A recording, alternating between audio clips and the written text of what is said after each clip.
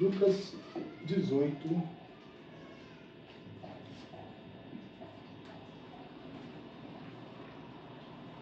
A partir do verso 10, Jesus aqui conta uma parábola. Como eu já disse que parábola não é uma história literal, é uma parábola, por isso está escrito parábola. Se fosse outra coisa, seria alegoria, mas é uma parábola. Ele vai mostrar algo que nós fazemos. Eu já disse isso aqui algumas vezes. Ele diz assim, verso 10. 2 homens subiram ao templo, foram à igreja, com o propósito de orar. Um fariseu e o outro um publicano. Para quem não conhece, publicano é um homem corrupto. É aquele que desvia o dinheiro. Um era um religioso e o outro era um Lula da Silva. Mais ou menos isso. O fariseu, posto em pé, orava de si mesmo desta forma: ó Deus, graças te dou porque não sou como os demais homens, roubadores, injustos e adúlteros, nem ainda como este publicano. Jejuo 2 vezes por semana, dou o dízimo de tudo quanto ganho. O publicano, porém, estando em pé, longe, não ousava nem ainda levantar os olhos ao céu, mas batia no peito dizendo: ó Deus, sê propício a mim, pecador. Jesus diz: digo-vos que este desceu justificado para casa, e não aquele, porque todo aquele que se exalta será humilhado, mas o que se humilha será exaltado. Então, como eu disse, o seu orgulho ele pode estar velado na hora que você está aqui adorando a Deus, levantando suas mãos no seu quarto. Qualquer lugar o orgulho também. A incredulidade não, se você está na igreja e falar, amém, irmão, amém, glórias a Deus, é isso, é verdade. Deus está dizendo, fala, Senhor. Aquele homem lá é crente, olha, como que ele é crente fervoroso. Mas talvez o orgulho está ali, a incredulidade, que é a mãe dos outros pecados, não está. Mas o orgulho está ali. Ele vai fazer como, graças a Deus, que eu não sou como aquele mendigo, como não sou como aquele ladrão. Graças a Deus que eu não sou como o Lula, o 9 dedos. É orgulho. Você está se E aí o que acontece? Quando a pessoa... É o que geralmente acontece, né, quando a gente lê o texto. Ainda bem que eu não sou como o fariseu. Isso já é orgulhoso de novo. Porque você está se comparando. Toda vez que você se compara com alguém, você é orgulhoso. Esse é orgulho. Você diz, olha que fariseu, como que ele pôde fazer isso? Como que o fariseu pôde fazer isso? Graças a Deus que eu não sou como ele. Pior, você é pior, porque você está fazendo o que ele fez sobre ele. Você é o fariseu dos fariseus. Outra escritura aqui que vai mostrar mais claramente onde nosso orgulho está assentado. Segunda carta de Paulo aos Coríntios, capítulo 12. Nessa história de Paulo, ele ensina uma coisa essencial para nossas vidas aqui, dependente do nível intelectual de teologia que você tem. Mas eu não sei muita coisa sobre isso. Eu só sei que Jesus morreu pelos meus pecados, ele foi sepultado, ressuscitou. Eu só sei o evangelho básico, sabe? Eu sei que o batismo é em nome de Jesus. Agora, se me perguntar sobre trovões, sobre isso aqui, eu não sei não. Aí você pode ser orgulhoso só com isso. 1 Coríntios, capítulo 12, a partir do verso 1. Paulo vai falar aqui sobre a questão do orgulho. Ele dá exemplo dele mesmo, né? Ele diz assim: se é necessário que me glorie, orgulho, se gloriar, ainda que não convém, passarei as visões e as revelações do Senhor. Conheço um homem, ele fala na terceira pessoa, para ver que ele não quer falar de si mesmo, mas está falando sobre ele. Conheço um homem em Cristo que há 14 anos foi arrebatado ao terceiro céu, se em corpo ou fora do corpo, não sei, Deus o sabe. E sei que tal homem, se em corpo ou fora do corpo, não sei, Deus o sabe, foi arrebatado para o paraíso e ouviu palavras inefáveis, as quais não é lícito ao homem proferir. De tal coisa me gloriarei, não porém de mim mesmo, salvo as minhas fraquezas. Pois se eu vier a gloriar-me, não serei nécio, porque direi a verdade. Mas a abstenho-me para que ninguém se preocupe comigo mais do que ouve de mim e vê em mim. E para que não se ensoberbecesse, se orgulhasse, que a soberba é filha do orgulho, a filha feia do orgulho, para que não me ensoberbecesse com a grandeza das revelações, me foi posto um espinho na carne, um mensageiro de Satanás para me esbofetear, a fim de que eu não me exalte. Por causa disso, 3 vezes pedi ao Senhor que o afastasse de mim. Imagina que você tem um problema na sua vida, vamos colocar dessa forma, fazer uma aplicação dessa forma. Você tem um problema na sua vida que você não quer que saia, mas por que esse espinho na carne aqui? Eu quero muito que esse negócio saia da minha vida, mas não saia. Olha o que Paulo fez. Ele tinha isso. Ele falou assim que ele orou 3 vezes a Deus para que afastasse. Ele disse assim. E então ele me disse: a minha graça te basta, porque o meu poder se aperfeiçoa na fraqueza. De boa vontade, pois, me gloriarei nas fraquezas, para que em mim repouse o poder de Cristo. Pelo que sinto prazer nas fraquezas, nas injúrias, nas necessidades, nas perseguições, nas angústias, por amor de Cristo. Porque quando sou fraco, então é que sou forte. Amém. Vamos lá. Paulo, ele foi ao céu, recebeu as revelações de Deus. Imagina, Paulo foi ao céu e ele disse que ele voltou e Deus colocou um espinho na carne nele para que ele não se orgulhasse. Aí você pode dizer, no seu cinismo: nossa, mas como um homem vai ao céu e volta cheio de orgulho? Por isso que você não foi, por isso que Deus levou você, porque ele já está orgulhoso antes de ir. Você está se comparando com Paulo. Eu não faria o que Paulo fez, me orgulhar. Mas por isso mesmo. Você é orgulhoso já antes de ir, imagina se fosse. Então, o que aconteceu com Paulo? Ele foi. Ele viu as coisas que ele viu numa direção, palavras inefáveis que ao homem não é lícito proferir, as coisas que eu vi de Deus. Mas Deus colocou um espinho na minha carne para que eu não ficasse orgulhoso. Imagina a pessoa já não é nada. Mas aí tem um problema lá que ela não consegue. Mas eu continuo fazendo isso, eu continuo com esse negócio, eu quero que esse negócio saia. Mas ela já se compara com os outros, falando: mas eu não faço o que aquela pessoa faz. Imagina se Deus tira aquele negócio de dizer: mas aquele pecado que ela quer tanto que sai e não sai. Imagina se Deus tira aquilo dela. Como que essa pessoa não vai ser orgulhosa? Então, o espinho na carne está ali para isso, para impedir os filhos de Deus. É claro que, como diz, nos últimos dias, os homens serão amantes de si mesmos, serão orgulhosos, presunçosos, soberbos, arrogantes, desobedientes a pai e mãe. Esses são os filhos da ira. Mas os filhos de Deus, como diz, o orgulho está ali. E Deus, ele tem esses métodos de tratar com cada um. E cada um vai ser diferente. Até que você pare de se orgulhar por alguma coisa de bom que existe, que Deus te fez em você, vai estar ali, você vai ter que continuar pelejando naquela mesma situação até que seu orgulho morra. Porque senão, se Deus tirar, você se torna a pior pessoa do mundo, orgulhosa até o talo. Como eu digo, eu tenho a escritura aqui já, né, Gálatas 5:11, que é Cristo, que Paulo diz: se eu prego a circuncisão, vou ler aqui de novo. Porém, irmãos, se eu ainda prego a circuncisão, por que continuo sendo perseguido? Logo, está desfeito o escândalo da cruz. Então, por que não adianta a gente pregar a lei? Pelo menos a Igreja Católica, ela chegou na época da Reforma, ela começou a dizer assim: olha, se a gente dizer que não, a pessoa não tem livre-arbítrio, isso vai desestimular a santificação.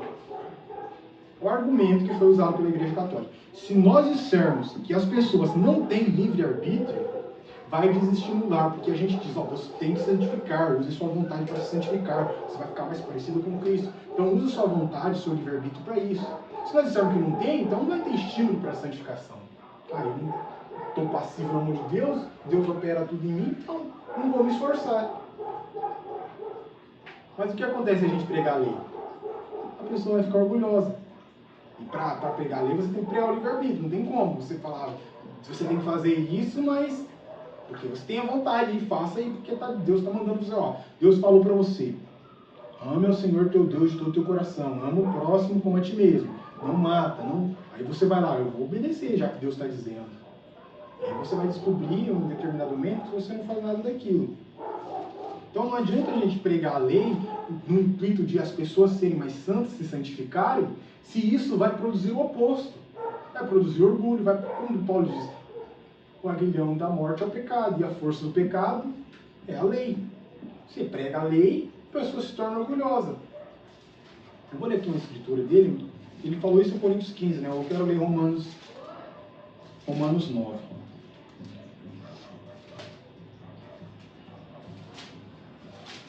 Carta de Paulo aos Romanos, capítulo 9, a partir do verso 30. Ele diz assim: que diremos, pois?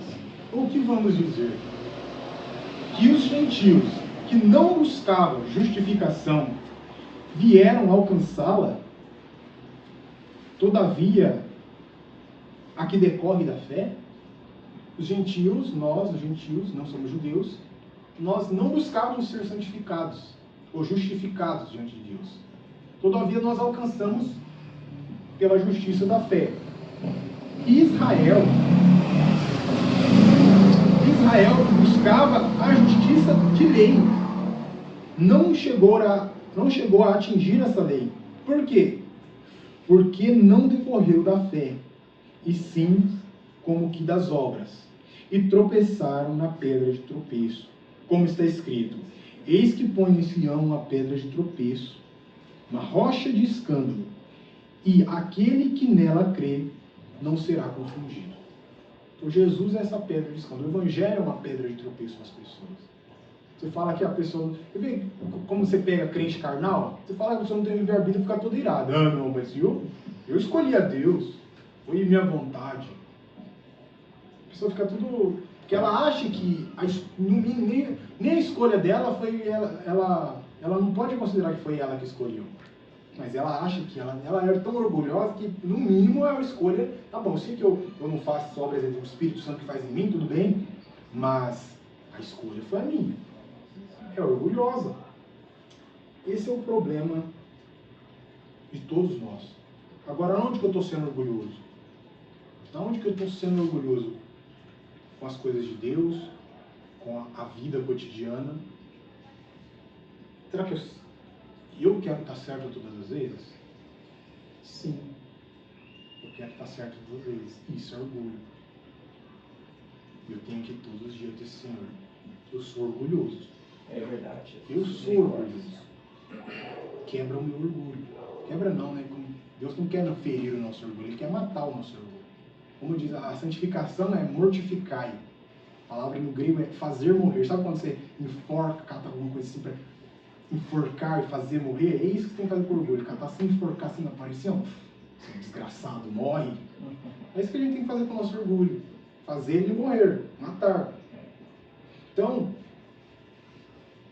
a pregação sobre Deus e amor é o centro do Evangelho. O Evangelho é a coisa mais doce que existe. O Evangelho é o Evangelho da paz. O Evangelho da paz, essa é a definição. O Evangelho, as boas novas de grande alegria, o Evangelho da nossa salvação, o Evangelho da paz. Mas sem essa perspectiva da ira de Deus sobre o nosso orgulho, sobre o orgulho em geral, se torna um Evangelho relativo. Hoje todo mundo é evangélico hoje. Todo mundo se diz evangélico. Você pergunta o que é Cristo crucificado, a pessoa não tem uma definição do Evangelho. Ah, mas Deus só quer o coração. Deus não se importa. Como assim Deus não se importa? Então Ele não te ama. Você se importa se sua esposa está na rua vestida de tal forma aí? Ah, me importa. Eu não quero que ela passe com esse tipo de roupa, com esse short, mostrando a bunda aí para os outros verem. Por que você não quer? Porque eu amo ela. Então, você acha que Deus, então, ele é amor e não se importa com você? Então isso não é amor. Ele está nem aí para você. Isso que você está dizendo que é o Evangelho. Deus é amor. Então, a Bíblia ensina isso. Isso é uma verdade. A questão é que a nossa percepção do que é amor, a nossa definição de amor, está totalmente desconectada com a Bíblia. A definição que a nossa cultura tem sobre o amor está totalmente desconectada, desassociada da Bíblia. Olha o que Paulo fala, andar em amor. Aí o que os crentes nominais hoje fazem? Andar em amor. Não importa se o jovem ele nunca viu a pessoa na vida, mas já está lá, transando com a menina. É amor. andar em amor, isso é o evangelho. Olha o que Paulo fala, andar em amor não na prostituição. Isso é amor. A nossa cultura aceita isso? Porque a nossa definição de amor é totalmente desassociada com a Bíblia. Então, a verdade bíblica é que Deus é amor. Só que essa questão de amor incondicional é um deslixo, a pessoa não está nem aí, então não tem preocupação, não importa se a pessoa é assim, assada. Agora imagina a questão. Qual é o maior objeto do amor de Deus? Qual é o maior objeto do amor de Deus? Já praticamente respondi a pergunta. Aquele sobre quem Deus olhou e pôde dizer, esse é Jesus. O maior objeto do amor de Deus. Este é o meu filho amado. Nele não me compraz em habitar. Jesus é o maior objeto do amor de Deus. Mas quando o próprio Deus viu o seu orgulho e o meu orgulho lá em Cristo, na cruz, o que ele fez com Cristo? Amor incondicional. Pode, ô Cristo, não precisa nem morrer por pecado deles, não. Aceita esse orgulho mesmo. O que ele fez com Cristo? Ele matou o filho dele. Ele matou o filho dele porque viu os meus pecados e os seus nele. No maior objeto do amor de Deus. Não estou falando de uma coisa que ele odiava, não. No maior objeto do amor de Deus, Cristo. Quando ele viu o orgulho, o meu orgulho, o seu orgulho em Cristo, ele matou o seu filho. Você diz, mas pelo amor de Deus. Imagina então, aí a pessoa, não, mas eu tenho que me rebaixar, aquele carpinteiro de Nazaré lá, eu tenho que ajoelhar os pés da cruz e dizer que eu aceito, eu só posso ser salvo por meio aquele carpinteiro lá. Eu sou um engenheiro, eu tenho um PhD nisso, naquilo outro, tenho que me ajoelhar o pé de um carpinteiro. Eu sou o grande fulano de tal. Eu tenho que me ajoelhar aquele Cristo lá? Não, é demais para mim. Tá, é a sua decisão isso. Eu falo, mas ou aquelas pessoas, mas hoje eu não vou fazer isso, eu não vou me ajoelhar à cruz não, eu não vou aceitar a cruz não, porque amanhã eu faço isso, amanhã eu tenho tempo. Amanhã você talvez não acorde aí. Amanhã você não sabe se você vai estar vivo, a oportunidade que você tem chama hoje. É isso que a Bíblia diz. Então, imagine se Deus, ao contemplar o seu próprio filho, viu o meu orgulho, o seu orgulho em Cristo e matou a Cristo, que era o objeto do seu maior amor, imagina o que ele vai fazer quando vir você sozinho com o seu orgulho. Você não aceitou, não quis se humilhar à cruz. Aí Deus vai encontrar você sozinho com o seu orgulho lá. O que você acha que ele vai fazer com você? Mas Deus não é amor? Se ele não poupou seu próprio filho, você acha que ele vai poupar quem está fora de Cristo? Existem dois caminhos, existem duas condenações de pecado. A primeira condenação de pecado, Deus condenou os pecados na cruz. A outra é o inferno. Ele é justo. Então, se os pecados seus não foram condenados em Cristo na cruz, ele recebendo a ira de Deus no seu lugar, você vai receber sozinho essa ira. Mas eu tenho muito orgulho para me rebaixar a esse Jesus de Nazaré. É o que toda religião sempre diz, mas pode vir alguma coisa boa da Galileia?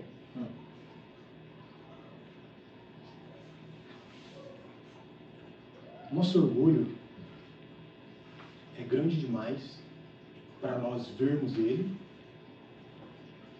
e muito maior para nós assumirmos. É verdade. É muito grande. Olha para dentro de você e tenta enxergar as coisas que nós falamos, coisas que nós fazemos e são motivadas pelo orgulho. Praticamente a maioria das coisas. Mas por quê? A questão é por que eu tento esconder isso de alguma forma. No que eu estou tentando esconder o meu orgulho? Do que?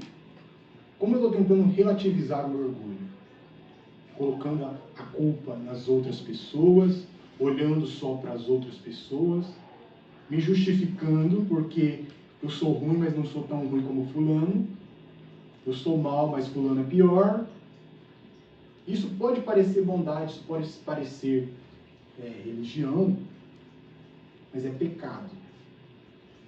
A única solução para o pecado do orgulho é a cruz. Todos os dias. Ah, mas eu já aceitei Jesus já na minha vida.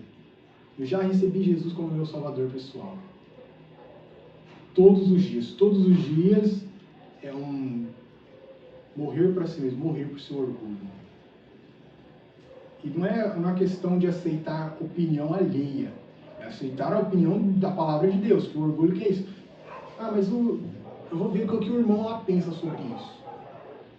O que você está querendo? Você está querendo que alguém diga algo que acaricie os seus ouvidos. Eu sei o que Deus diz aqui, mas vamos ver o que o irmão diz? Vamos ver o que a irmã lá diz? Irmã, o que você pensa disso? Ah, irmã, eu acho isso, eu acho aquilo, mas não tem nenhum problema. Paulo diz assim que as coisas, nós não devemos catar as coisas do nosso meio, do meio dos santos, e colocar para os fiéis julgarem. Isso é errado. Mas também substituir o julgamento de Deus pelo julgamento dos irmãos também é errado. Ah, eu tenho um problema aqui, o irmão vou levar você na justiça, irmão. Como assim levar o irmão na justiça? Isso é errado. Aí vou perguntar o que o outro irmão acha disso. Aí o que Deus acha disso? Ah, o fulano de tal me deu um soco na boca. O que eu vou fazer, irmão? O que a palavra de Deus diz para você fazer? Mas é difícil. Claro que é difícil. Por isso você tem que morrer pro seu orgulho. Verdade. Nosso orgulho quer que alguém que diga algo assim para nós. Ó, não tem problema você fazer isso. Não. Tudo bem você agir dessa forma. Deus não, você está agindo com justiça. Você está agindo com justiça. Fez, levou. É assim a vida. Quem com ferro fere, ferro é ferido. Então, ele me feriu, eu vou ferir também. Não é o que a lei diz? E a pessoa volta para sustentar o orgulho, volta para a lei. Volta para a lei, porque a lei dá essa liberdade. A lei, ela concede mais liberdade para a pessoa do que ela imagina. Porque ela pode, como todo legalista ele quer andar à margem da lei. O que a lei concede para as pessoas incautas, para as pessoas idiotas? Concede liberdade para fazer as coisas erradas. O que os fariseus faziam? Eu nunca deitei com uma mulher, não cometi adultério. A lei me dá liberdade para cobiçar. A mulher, mas não deitei com ela. Mas e daí? A lei me dá essa condição lá, mas a lei diz que eu não devo amarrar a boca do boi que debulha. Mas aí mas o meu animal tem que trabalhar sim, eu tenho que deixar ele trabalhando, Não, Deus diz que pode deixar ele lá, não deixa ele lá debulhando, não é para amarrar não. Mas é sábado, é o Shabá, vamos ter que... Não, é o que a lei... Mas se a pessoa arruma na lei argumentos para viver da maneira que quer. A lei é isso. E ela acha, o orgulho dela faz ela achar que por ela está... O que Paulo diz aqui em Romanos 9, eles buscaram a justiça que vem pela lei, mas não como pela fé, pelas obras. A lei dizia e apontava, era um aio para conduzir a Cristo, mas eles achavam que não, era para eles se tornar orgulhosos. Aí eu consigo fazer isso, eu consigo fazer aquilo, eu consigo por mim mesmo vestir corretamente, eu consigo por mim mesmo largar aquele vício, largar esse, eu consigo. Isso é orgulho. Quando perguntaram para Jesus, presta bem atenção, quando perguntaram para Jesus o seguinte, é lícito repudiar a mulher por qualquer motivo? Você acha que os fariseus, os escribas, os fariseus estavam fazendo essa pergunta? Você acha que eles estavam interessados na resposta de Jesus? Na verdade que Jesus disse para eles? É óbvio que não. Na época de Jesus, ali no século I, surgiram duas escolas teológicas diferentes. Não são os fariseus. Eu acredito que os dois eram fariseus, só que um era mais liberal e o outro era mais ortodoxo. Mas surgiram duas escolas diferentes. Uma era do Rabino Hillel e a outra do Rabino Shammai. E aí o Rabino Shammai falava, não pode repudiar a mulher, é como Moisés diz na lei. E o outro se apoiava lá em Deuteronômio, que diz que se ela não for aprazível aos teus olhos, então dá a carta de divórcio. Se ela se casar, depois o outro também não gostar do que viu, você não pode tomar ela novamente. E aí eles tinham essa questão. Uma escola dizia uma coisa, a outra escola dizia outra, e eles foram perguntar para ver se Jesus, com qual escola você apoia aqui, Jesus?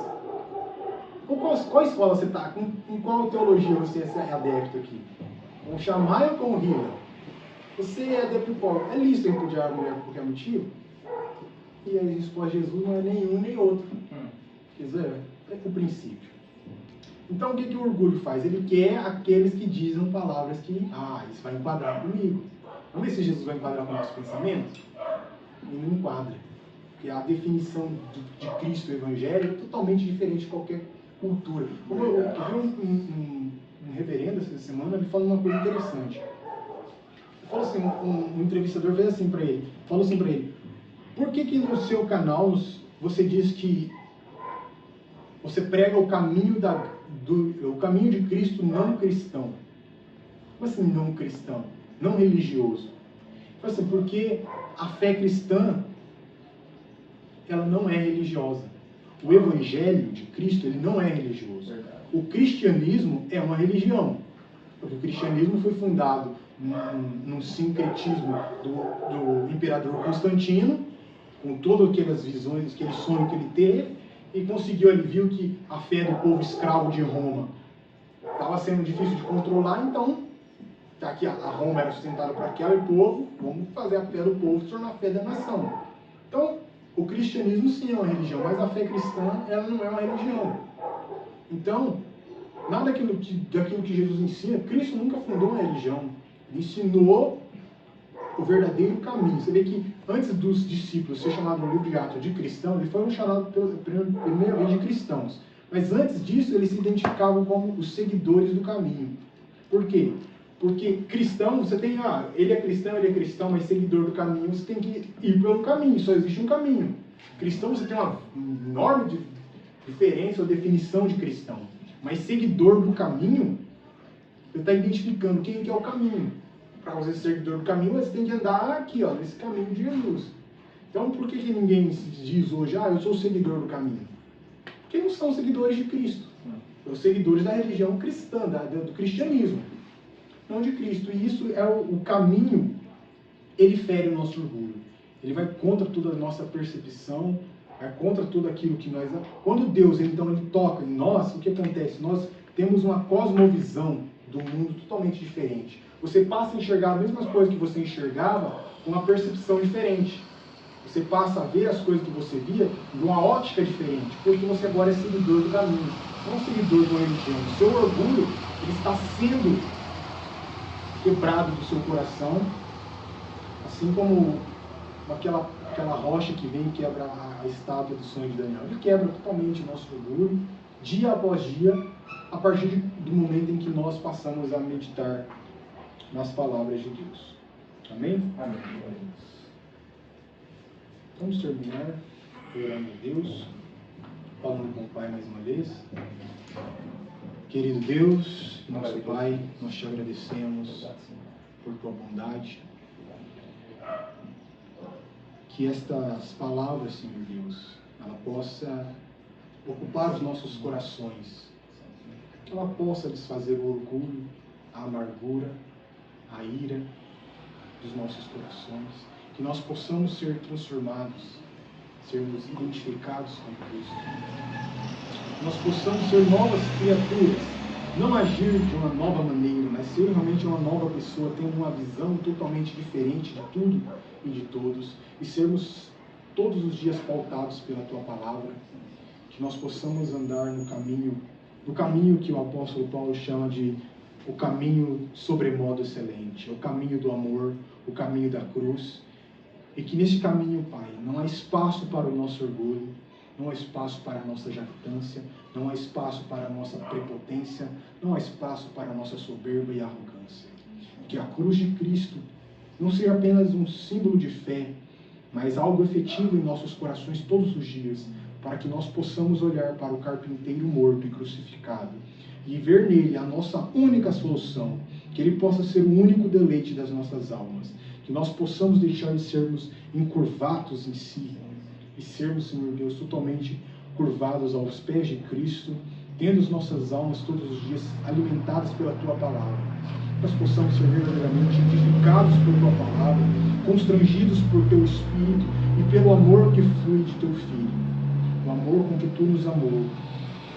E esse amor, Senhor Deus, comece a produzir em nós os frutos do Teu Espírito Santo.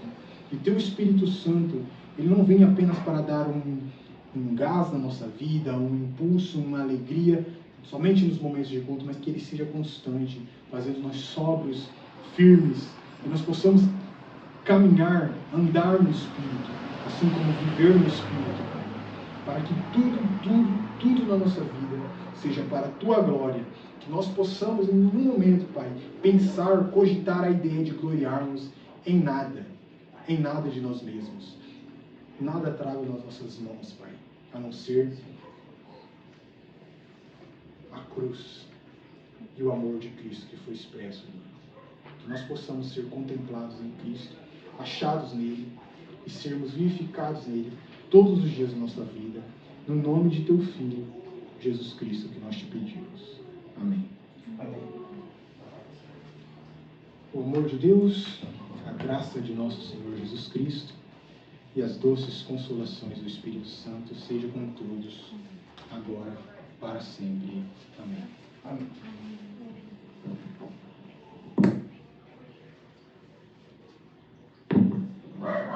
Amém, irmãos? Louvado seja Deus. Vamos dizer um ao outro, Deus te abençoe. E até o sábado, se Deus quiser.